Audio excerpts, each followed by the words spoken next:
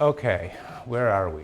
Today we're going to study, I'm going to talk about Aristotle's, you might call it Aristotle's comparative politics, and focusing on the idea of the regime. This is the theme that you remember in the opening day.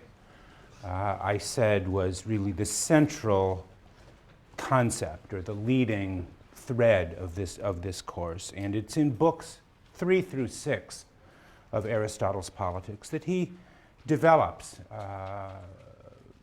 his idea of the regime and regime politics. Book 1 that we spoke about last time really in a way tells us something about the you might say almost the metaphysics of Aristotle's politics. Today, Aristotle speaks more empirically, more politically about what a regime is.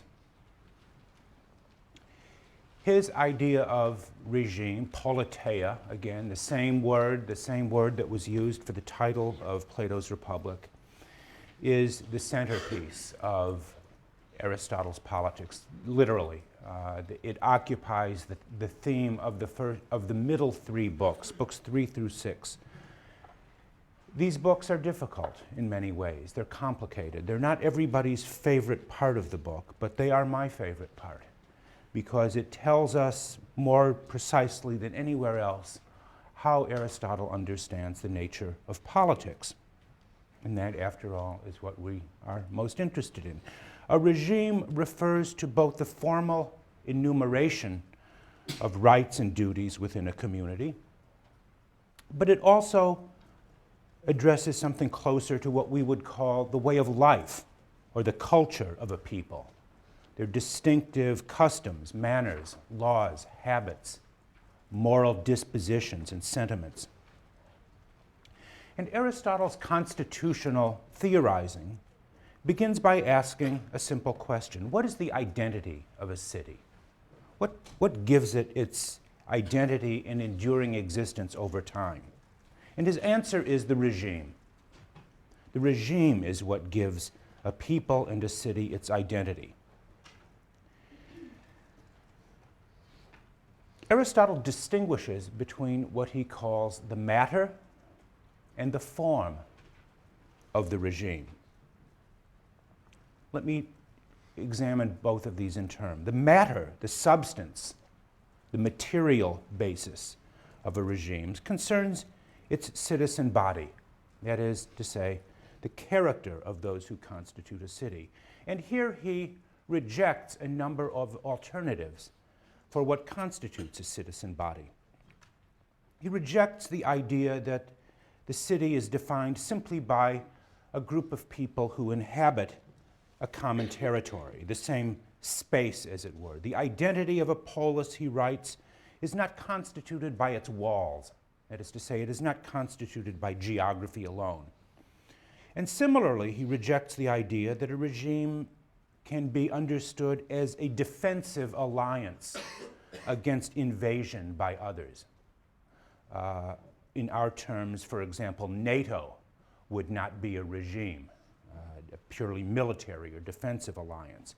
And finally, he denies the possibility that a regime exists that whenever a number of people come together to establish commercial relations with one another. Organizations like NAFTA or the WTO, the World Trade Organization, do not a regime make. A regime cannot be understood simply as a commercial alliance. What is a regime then? It is evident, Aristotle said, that a city is not a partnership in a location or for the sake of not committing injustice against one another or for transacting business. So what is a citizen body?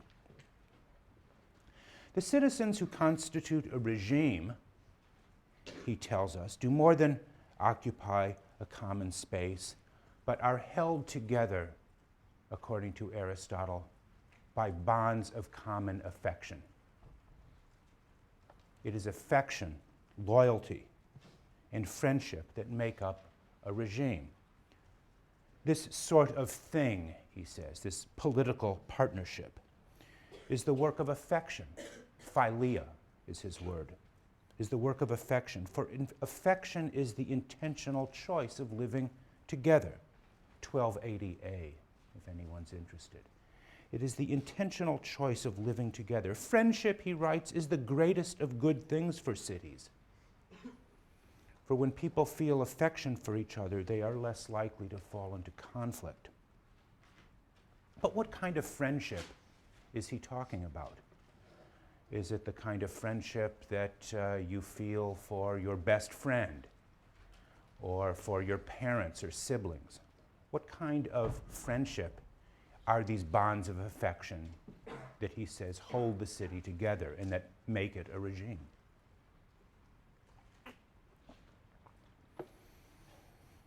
Political friendships, he tells us, are not the kind of thing that require us to forego our own individual identities in the way that one might find in passionate relations of love. Right? Rather, they presuppose relations, that is to say, political relations, not between lovers or even best friends of some kind, but between civic partners who may in fact be intensely rivalrous and competitive with one another for positions of political office and honor.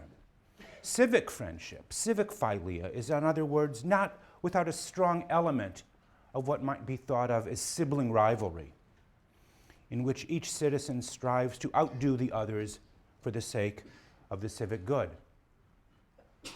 Many of you have siblings and know a little bit about what sibling rivalry is like. Siblings, as everyone knows, may be the best of friends, but this does not exclude strong elements of competition, rivalry, and even conflict for the attention of the parents.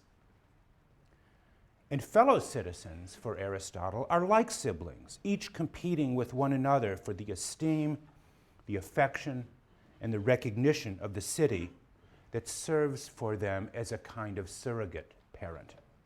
That is the way that Aristotle understands a civic body, a citizen body. So that when he says that citizens are held together by ties of common affection, he means something very specific.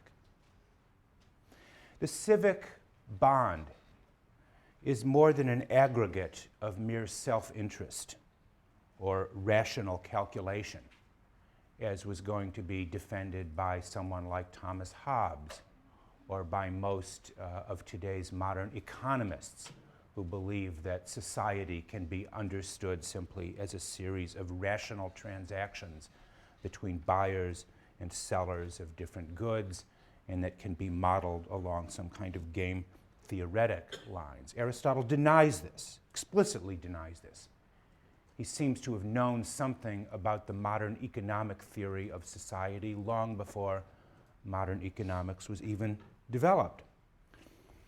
But again, when Aristotle speaks of the kinds of affection that hold a citizen body together, he does not mean anything like the bonds of personal intimacy that characterize private friendships.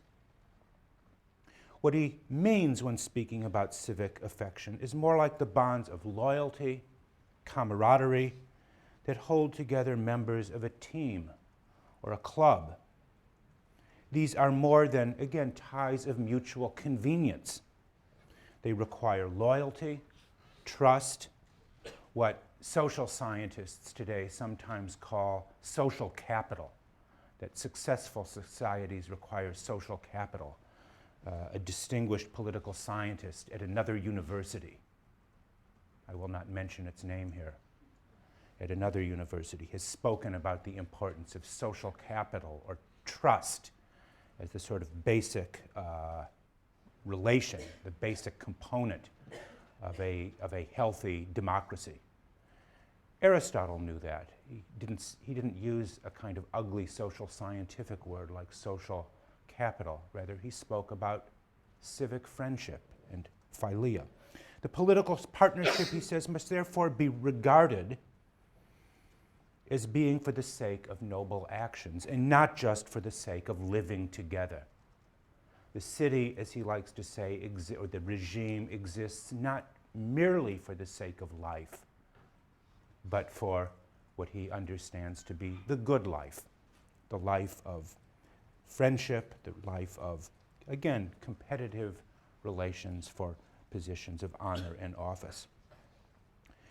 So we can say that a regime is, in the first instance, constituted by its citizen bodies. Citizens are those who share a common way of life. The citizen, in an unqualified sense, Aristotle writes, is defined by no other thing so much as sharing in decision and office. Or as he puts it a little bit later, whoever is entitled to participate in an office involving deliberation or decision-making is a citizen of the city. Listen to the words he uses there in describing the citizen. A citizen is one who takes sharing in decision in office, who participates in deliberation and decision-making. A citizen is one, therefore, who not only enjoys the protection of the law, is not merely, you might say, a passive beneficiary of the protection of society and its laws, but is one who takes a share in shaping the laws and who participates in political rule and deliberation. Aristotle even notes, you probably observed, that his definition of the citizen, he says, is most appropriate to citizens of democracy, where in his famous formulation, everyone knows how to rule and be ruled in turn. It is this reflection on the character of the citizen that leads him to wonder whether the good citizen and the good human being are one and the same. Can a person be both, as it were, a good man, a good person, and a good citizen? Famous discussion in Aristotle's book. Aristotle's answer to this is perhaps deliberately obscure. The good citizen, he tells us, is still relative to the regime.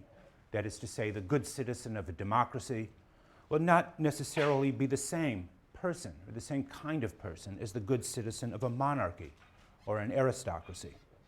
Citizen virtue is relative, or we might say regime relative. Only in the best regime, he says, will the good citizen and the good human being be the same. But what is the best regime?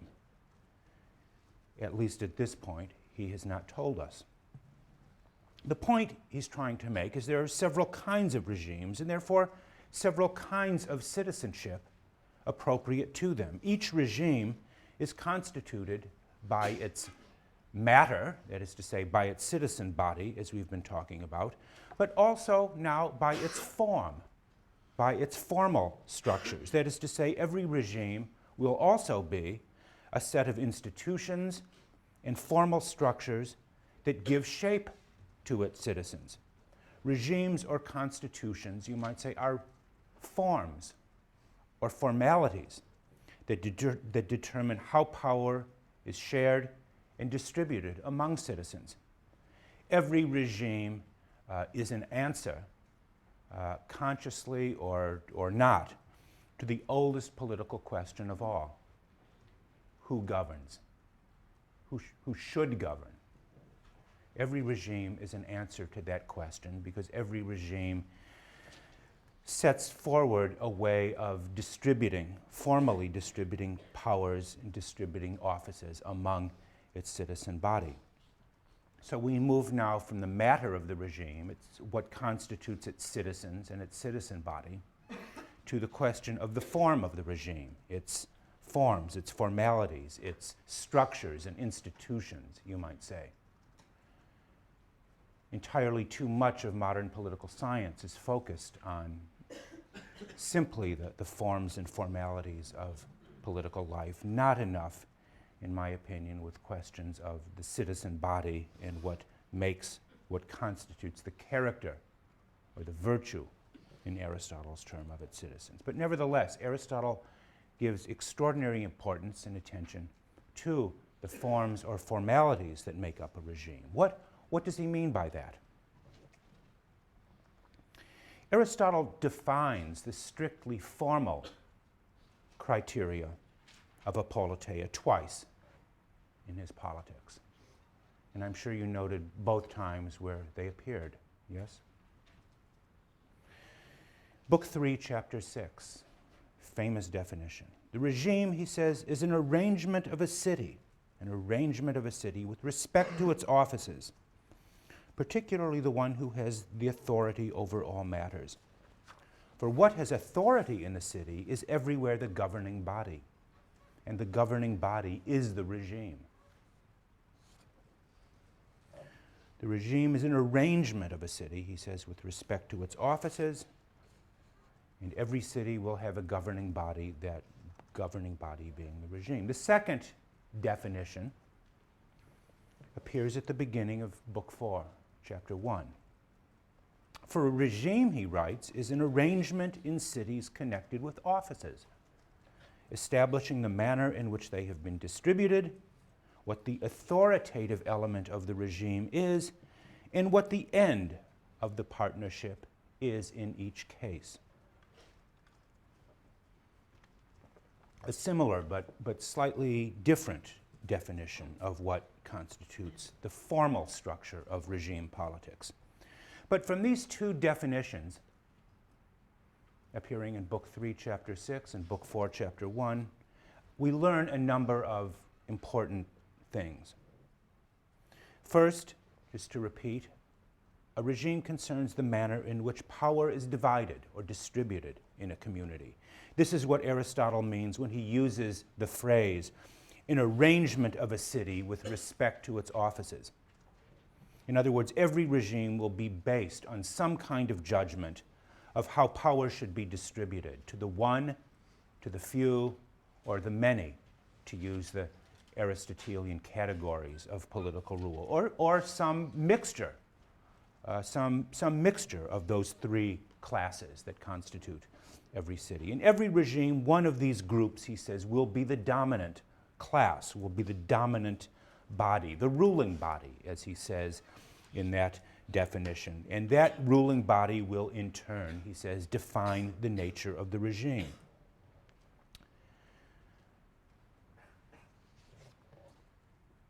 But Aristotle tells us something more than this. His regime typology, is to say his division of power, his division of regimes into the rule of the one, the few, and the many, is based not only on how powers are distributed in a purely factual way, he also distinguishes between regimes that are well-ordered, well-governed, and those that are corrupt. Those that are corrupt. What does he mean in terms of this distinction? Aristotle's distinction seems to be not only empirical, again, based on the factual distribution of powers. It seems to have what we might call today a normative component to it. It makes a distinction or a judgment between the well-ordered and the deviant regimes, the corrupt regimes. On the one side, he tells us the well-ordered regimes are monarchy, aristocracy, and what he calls polity, rule of the one, the few, and the many. And on the corrupt side, he describes them as tyranny, oligarchy, and democracy, also ruled by the one, the few, and the many. But what criteria, we want to know, does he use to distinguish between these, as it were, sixfold classification of regimes? How does he distinguish the well-ordered regimes from the corrupt regimes? And here is where Aristotle's analysis gets, in some ways, maddeningly tricky. Because in many ways of his general reluctance to condemn any regime out of hand. If you were to read more than I had assigned for you in class, if you were to read through all of Book 6, for example, you would find Aristotle not only giving advice to democrats, democracies, and other regimes on how to preserve themselves. You would find a lengthy description of how tyrants should moderate, or how tyrants learn to preserve and defend their own regime. It seems as if It seems almost as if living before the incarnation of pure evil in the 20th century, with the rise of modern totalitarianisms, that Aristotle seemed to think that no regime was so bad, no regime was so devoid of goodness, that its preservation was not worth at least some effort. Think of that. Rather, in many ways, he provides reasoned arguments for the strengths and weaknesses of several different regime types. Let's consider the one that's closest to our own, democracy. Let's consider what Aristotle has to tell us about that regime. In fact, it would be an interesting question for people to consider, to know how would Aristotle confront, or what would his analysis be of a regime like Hitler's Germany, Stalin's Russia, the Iran of Khomeini, regimes that are clearly tyrannies, but do they even go beyond, in some way, the tyrannies that Aristotle spoke about? And what kind of advice, what would he have to say about them? In any way, let's think about democracy. Interestingly, we find Aristotle defending democracy on the grounds that it may contain collectively greater wisdom than a regime ruled by the one or the few. In Book 3, Chapter 11, for example, he writes, "For because they are many," that is to say the citizen body, the ruling body of a democracy, "each can have a part of virtue and prudence, and on their uniting together, and on their joining together," he says, "the multitude, with its many feet and hands, and having many senses, becomes," he writes, "like a single human being. And so also with respect to character and mind." Think of that. The people in a democracy, he says, coming together, uniting together, become like a single human being with many hands and feet, and he says, with greater character and mind. We even hear more than any single individual. And in the same text, we also hear Aristotle praising the practice of ostracism. That is to say, exiling, banishing those individuals deemed to be preeminent in any particular virtue or quality. And he makes a similar point in Book 3, Chapter 15, in describing the process of democratic deliberation as a superior means of arriving at decisions. He compares it to a potluck dinner. Any one of them, he says, that is to say, any one of the citizens, taken singly, is perhaps inferior in comparison to the best. But the city is made up of many persons, just as a feast to which many contribute is finer, is better, than a single and simple one, and on this account, a crowd also judges many matters better than a single person.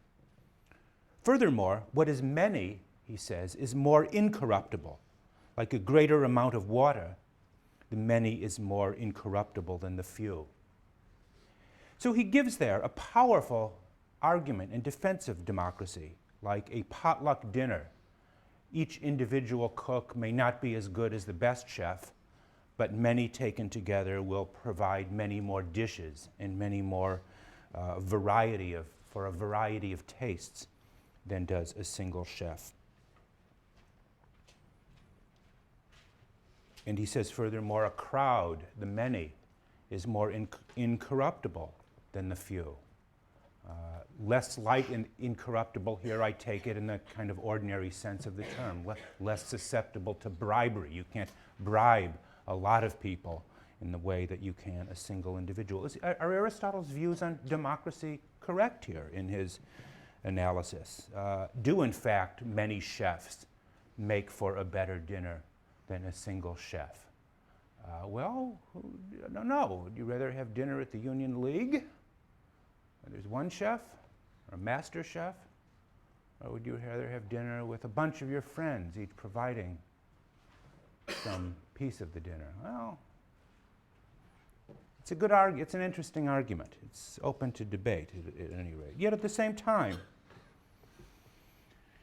as Aristotle is seen defending democracy, providing reasoned and in many ways sensible arguments for democratic regimes. You find him in the same section of the book providing a defense of kingship and the rule of the one. In Book 3, Chapter 16, he considers the case of the king who acts in all things according to his own will. Sounds like a kind of absolute monarch of some kind. This is the part of Aristotle's politics that seems closest, in a way, to the idea of a Platonic philosopher king who rules without law and rules for the good of all, simply on the basis of his own superiority. Aristotle coins a term for this kind of king over all. He calls it the pan-basileia, basileia being the Greek word for king. Like the name, people like the name Basil, Basil, it's the Greek word for king. And pan meaning universal, pan-basileia, the universal king, the king of all.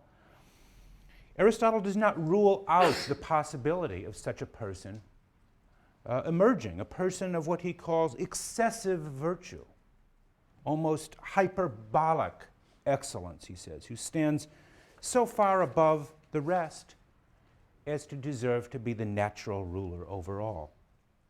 But how, we want to know, does Aristotle reconcile his account of the pan-basileia, the king of over all, with his earlier emphasis upon democratic deliberation and shared rule? The citizen, recall, is one who takes turn ruling and being ruled in turn.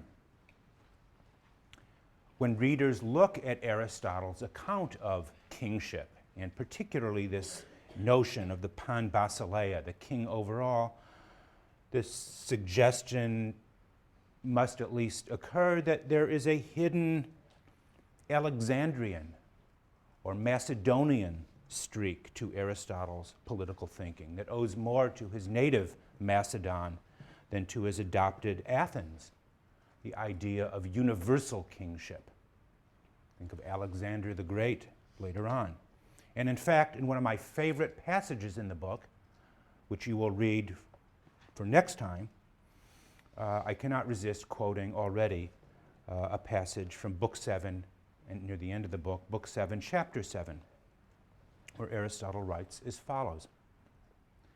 He writes, "The nations in cold locations, particularly in Europe, are filled with spiritedness." There's that Platonic word again, thumos, are filled with thumos, but lacking in discursive thought, lacking in the deliberative element, in other words. Hence they remain free because they're thumatic, but they lack political governance. Those in Asia, on the other hand, he writes, thinking probably here of Persia, places like Egypt and Persia, have souls endowed with discursive thought, but lack spiritedness, lack thumos. Hence they remain ruled and enslaved. But then he goes on to say the stock of Greeks share in both, just as it holds, he says, the middle in terms of location.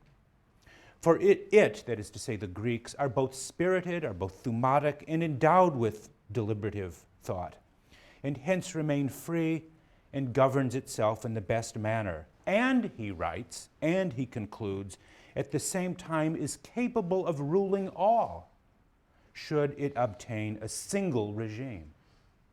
That these Greeks are capable of ruling all, he says. All, who is all? What does he mean by the all here? The Greeks, the rest of the world, are capable of attaining, it seems, a single hegemony, a single regime, if in fact circumstances develop. So here is a passage in which Aristotle clearly seems to be pointing to the possibility of a kind of universal monarchy under Greek rule, at least as a possibility. And this passage I read at length is important for a number of reasons. Let me just try to explain. In the first place, it provides us with crucial information about Aristotle's thinking about the relations of impulse and reason, of thumos and reason, as you might say, the determinants of human behavior. The crucial path term in that passage is this, again, this Platonic term, spiritedness, which is both a cause of the human desire to rule and at the same time a cause of our desire to resist the domination of others. It is the unique source of human assertiveness and aggressiveness, as well as the source of resistance to the aggression of others. It's a very important psychological concept in understanding politics. And second, the passage tells us something about certain additional factors, extra, in many ways, extra political factors, such as climate and geography, as components in the development of political society. Apparently qualities such as thumos and reason, thumos and deliberation, are not distributed equally and universally. He says he distinguishes between the peoples of the north, he calls them the Europeans, spirited and warlike, but lacking thumos, those of Persia and Egypt containing highly developed forms of intellectual knowledge, no doubt thinking about the development of things like science and mathematics in Egypt, but lacking this quality of thumos, which is so important for self-government, for self-rule. These are, one might think about this, these things, he says, are at least in part determined by certain kinds of natural or geographic and climatic qualities. A modern reader of this passage that comes to mind is Montesquieu in his famous book, The Spirit of the Laws, with his emphasis upon the way in which geography and climate and environment become in part determinants of the kind of political culture and political behavior exhibited by different peoples. And finally, this passage tells us that under the right circumstances, at least Aristotle suggests, the Greeks could exercise a kind of universal rule if they chose. He does not rule out this possibility. Perhaps it testifies to his view that there are different kinds of regimes that may be appropriate to different kinds of situations, to different situations. There is no one-size-fits-all model of political life, but good regimes may come in a variety of forms. There seems to be, at least built in to Aristotle's account of politics, a certain flexibility, a certain latitude of discretion that in some passages even seems to border on a kind of relativism. But nevertheless, Aristotle understands that a person, this pan basileia, this person of superlative virtue, is not really to be expected. Politics is really a matter of dealing with less than best circumstances, which is perhaps one reason why Aristotle gives relatively little attention to the structure of the best regime. Such a regime, which I do want to talk about tomorrow, Wednesday, is something to be wished for, but is not, for practical purposes, something to which he devotes a great deal of time. Most regimes, and for the most part, will be very imperfect mixtures of the few and the many, the rich and the poor. Most regimes, for the most part, most politics, for the most part, will be struggles between what he calls oligarchies and democracies, ruled by the rich oligarchies, ruled by the poor democracies. In that respect, Aristotle seems to add an economic or sociological category to the fundamentally political categories of few and many. The few are not simply defined quantitatively, but they are defined, as it were, also sociologically. The rich, the poor, again, defined as, the many, again, defined by him as the poor. It was not, you have to see when you read these passages, it was not Karl Marx, but rather it was Aristotle who first identified the importance of what we would call class struggle in politics. Every regime is in many ways a competition between classes. But where he differs from Marx, right? Where he differs is he believes that the fundamental form of competition between classes is not just for resources. It is not a struggle over who controls what Marx calls the means of production. It is a struggle over positions of honor, of status, and positions of rule. Struggle is, in short, political struggle, not economic struggle. Every regime, he believes, will be in some ways a site of contestation with competing claims to justice, with competing claims to political rule, for who ought to rule. There is, in other words, not only a partisanship between regimes, but partisanship within regimes, where citizens are activated. Different groups of citizens, different classes of citizens are activated by rivalrous and competing understandings of justice and the good. The democratic faction, he tells us, believes because all are equal in some respects, they should be equal in all respects. The oligarchs, he tells us, because people are unequal in some respects, they should be unequal in all respects. For Aristotle, the point and purpose of political science is to mediate the causes of faction, to help causes of faction that lead to revolution and civil war. Aristotle's statesman, Aristotle's statecraft, his political science, is a form of political mediation, how to bring peace to conflict-ridden situations. It is always surprising to me that many people think that Aristotle ignored or has no real theory of political conflict, when it seems to me conflict is built in to the very structure of his understanding of a regime. And again, not just conflict between rival regimes, but conflict built into the nature of what we would call domestic politics, different classes contending with different conceptions of justice. And how can the political scientist bring peace, bring moderation to these deeply conflict-ridden situations? Aristotle proposes, how does he propose to do this? He proposes a couple of remedies to offset the potentially warlike struggle between various factions. And the most important of these remedies is the rule of law.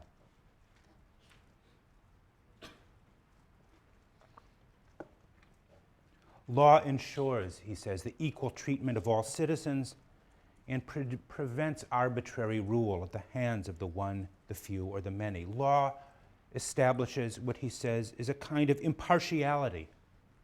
For law, he says, is impartiality. One who asks the law to rule, he says in Book 3, Chapter 16, is held to be asking God and intellect alone to rule, while one who asks man asks the beast.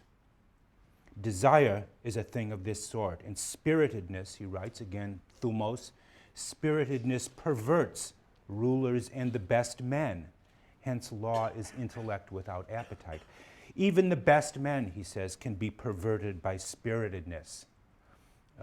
Law is the best hedge we have against the domination of partiality and desire. But this is not the end of the story. In fact, it is only the beginning. Aristotle raises the question, very important question, whether the rule of law is to be referred to the rule of the best individual. And typically, again, he seems to answer the question from two different points of view, giving each perspective its due, its justice. He begins in many ways by appearing to defend Plato's view about the rule of the best individual. The best regime, he says, is not one based on written law. Law, and his reason seems to be something like this. Law is at best a clumsy instrument, a clumsy tool, because laws only deal with general matters and cannot deal with particular concrete situations. Furthermore, law seems to bind the hands of statesmen and legislators who always have to be responding to new and unforeseen circumstances. And yet at the same time, Aristotle makes the case for law. The judgment of an individual, no matter how wise, is more corruptible, whether due to passion or interest or simply the fallibility of human reason, than is law.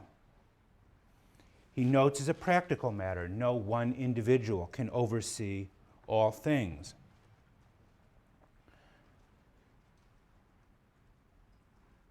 Only a third party, in this case law, is capable of judging adequately.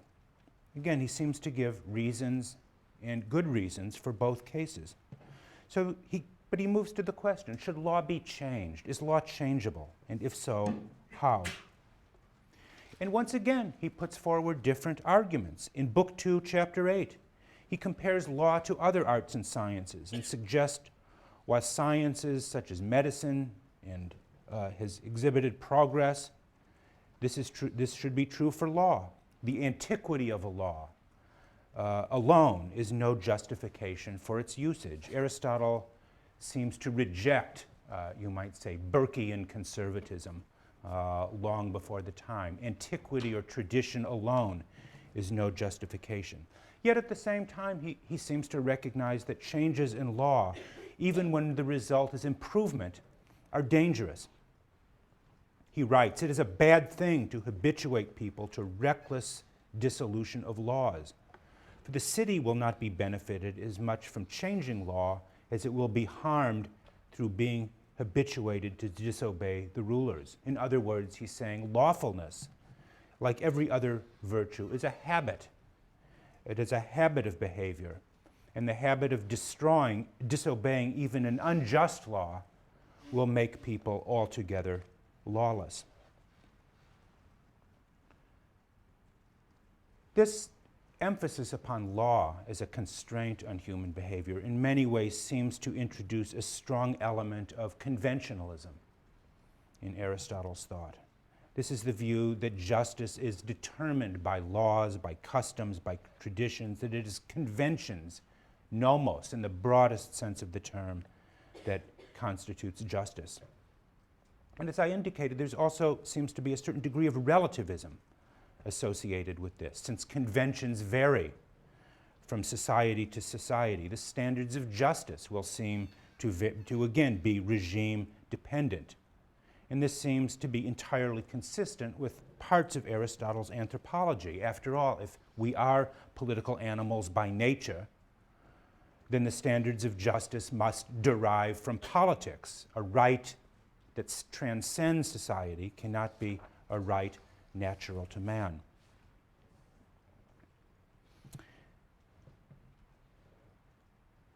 Yet Aristotle's conception of our political nature seems to require standards of justice that are natural or right for us. Rule of law presupposes that there is a form of justice or right natural to us. But what is the Aristotelian standard of natural right or natural justice?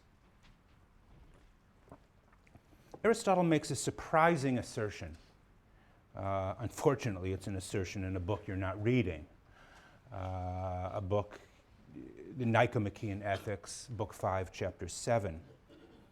He says there that all natural right is mutable or changeable. All standards of natural justice are changeable. And by this he means that natural right is revealed not in general propositions or universal maxims, as, for example, Immanuel Kant would argue later on, but in the concrete decisions of a community or its leaders about what is right or wrong. Natural right is mutable because different circumstances will require different kinds of decisions. So does this mean then that for Aristotle there are no universally valid standards of justice or right? That it all depends on circumstances? That justice, like the good citizen, is, as it were, regime dependent? Is this not to fall into the boundless field of Machiavellianism that declares right and wrong to be entirely relative to circumstance, context dependent? Is that what Aristotle is saying? Not at all. Aristotle emphasizes the mutable character of natural right, in part to preserve the latitude, the freedom of action required by the statesman. Every statesman must confront new and sometimes extreme situations that require inventiveness and creative action. And in such situations where the very survival of the community may be at stake, we might call these emergency situations, the conscientious statesman must be able to respond appropriately. 9/11, for example. A moral law that refused to allow the statesman to protect the community in times of crisis would not be a principle of natural right, it would be a suicide note.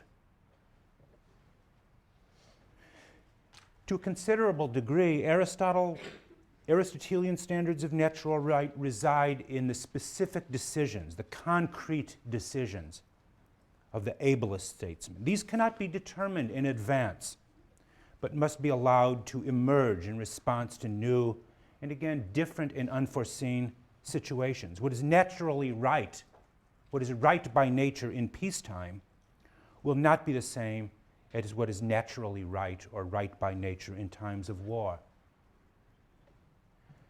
What is right in normal situations will not be the same as what is right in states of emergency. The statesman, in the Aristotelian sense, is the one who seeks to return as quickly and efficiently as possible to the normal situation.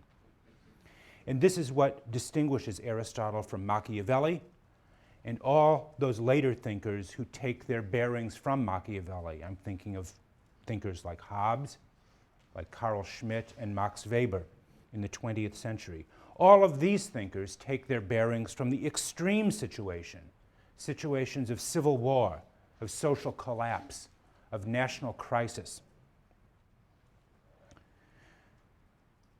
The Aristotelian statesman will not be unduly affected by the occasional need to depart from the norm, whether this means the to take an American case, the suspension of habeas corpus, as Abraham Lincoln did during the Civil War, or the regrettable need to engage in domestic espionage.